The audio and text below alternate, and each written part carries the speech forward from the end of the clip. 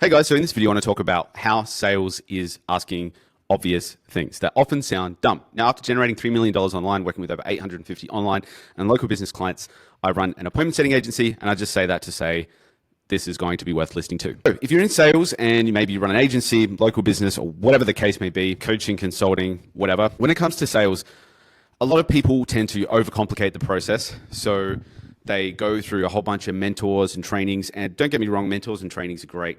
But the best way to get good at sales is to have your fundamentals down, but then just do sales over and over and over again. And you get to a point where you just don't care too much about each sale because you're going to get to the next one. You're not too much in your emotions about it, and you just kind of go through the process. And so I've been on a sales bender, which is taking a lot of sales calls. And one thing that I've really picked up is sales is actually so simple when you understand what you're trying to do. And essentially what you're trying to do is to lead the person to the right conclusion for their situation.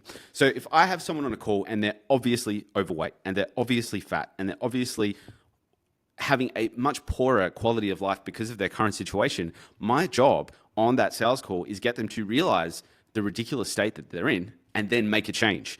What salespeople do that are not good is they will ask questions that are irrelevant, and then they will pitch something that is not even relevant to that person's need, and they won't objection handle or challenge or anything. They'll just, wish that the sales call would finish. What a good salesperson does is it goes to that person, identifies the exact problem that they have, how it's affecting them, and they go really hard on how is it affecting you. And they ask questions that sound rude and sound obvious, which is like, well, listen, you're 40, 30, 20 kilos overweight. How is that affecting you? And if someone says, well, obviously it's bad, well, tell me, what's an example? Like, how does it make you feel? What does your day-to-day life look like? Break that down for me. What's an example? Give me a situation where that's impacted you. How do you feel that your family feels about it? How do you feel about yourself when you're lying in bed at night? And it's your job, because it's your job to get them to face the reality of their circumstance, to change, right? To make the change. Now, when it comes to B2B, it's the same thing. And this is what I find frustrating with so many sales trainings, is that they go B2B and B2C are essentially the same, which is in a sense true because they're both people and they're both making a change, but the way you articulate it is different, right? So it's like saying, that a lion and a hippopotamus are the same because they're both animals. Well, yeah, that's true. They're both animals, but they're definitely different. And so the way that you handle the hippopotamus is going to be different to the way that you handle the lion, obviously. So sales trainers that keep saying B2C and B2B are the same. Yes, they're the same, but they're the same as a hippopotamus is the same as a lion. You've got to approach it differently, okay? So just shut up and just change that narrative. So when it comes to doing sales with B2B, it's the same thing.